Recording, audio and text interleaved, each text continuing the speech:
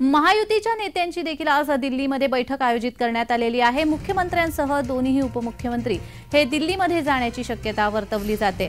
महायुतीच्या नेत्यांची बैठक दिल्लीमध्ये आयोजित करण्यात आलेली आहे आणि या बैठकीला मुख्यमंत्री एकनाथ शिंदे उपस्थित राहण्याची शक्यता वर्तवली जाते। तसेच दोनही उपमुख्यमंत्री हे दिल्लीला जाण्याची शक्यता वर्तवण्यात येते।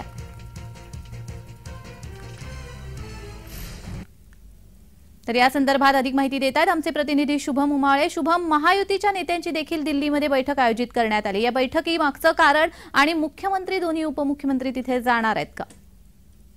अर्थातच सूत्रांकडून अशी एक माहिती मिळत आहे, दोन्ही उपमुख्यमंत्री जे आहेत दिल्ली जाण्याची शक्यता आहे आणि याचं प्रमुख कारण म्हणजे असं की मनसेचे अध्यक्ष राज ठाकरे स्वतः त्या ठिकाणी आहेत आणि मनसे सोबत काय आता बैठक होते दिवसभरात, त्या बैठकीवरच चर्चा होण्याची शक्यता आहे। आणि समजा मनसेने सोबत येण्यासाठी नकार दिला किंवा त्यांच्या कुठल्या मागण्या पूर्ण नाही झाल्यात तर मग जो फॉर्म्युला ठरला आहे त्या फॉर्म्युलानुसारच पुढे जायचं। पण अजित पवार गटाकडनं अजून जागा ज्या आहेत त्यांची मागणी होत आहे। सोबतच बघायला गेलं तर अजित पवार गटाचे काही तत्कालीन खासदार आहेत, सिटिंग खासदार, त्या जागेवर सुद्धा भारतीय जनता पक्ष त्या जागा मागत आहे।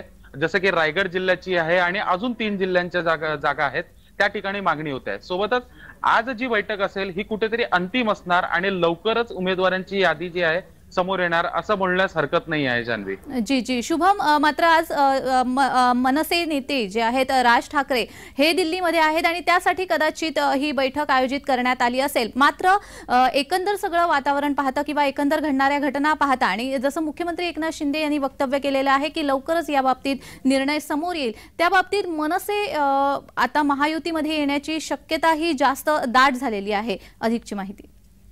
अर्थातच जेव्हा राज ठाकरे मुंबईतून निघतात आणि दिल्लीमध्ये जातात तिथे सर्व चित्र जे आहे ते स्पष्ट होताना दिसून येत आहे। फक्त जसं आपण मगाशी चर्चा केली की 3 महत्त्वाचे मुद्दे चर्चेत असणारे मनसे आणि महायुतीमध्ये समजा एकत्र येणार असतील तर, आणि जसं की तुम्ही सांगितलं की मुख्यमंत्री सुद्धा त्यांनी सुद्धा या गोष्टीचा उल्लेख केलाय, तर जेवढी राजकीय ताकद यांना वाढणार आहे तेवढंच त्यांच्या फायदेशीर सुद्धा भविष्यामध्ये दिसून येणार आहे। आणि राज ठाकरे यांचा पक्ष स्थापन झाल्यापासूनच सरकारमध्ये नाहीयेत, पण राज ठाकरे यांची थेट जी उडी आहे दिल्लीपासून सुरू होणार सत्तेत येण्यासाठीची आणि लवकरच जे आहे या सर्व गोष्टी आहेत स्पष्ट होणार जान्हवी। जी धन्यवाद शुभम, तुम्ही दिलेल्या या सविस्तर माहितीसाठी।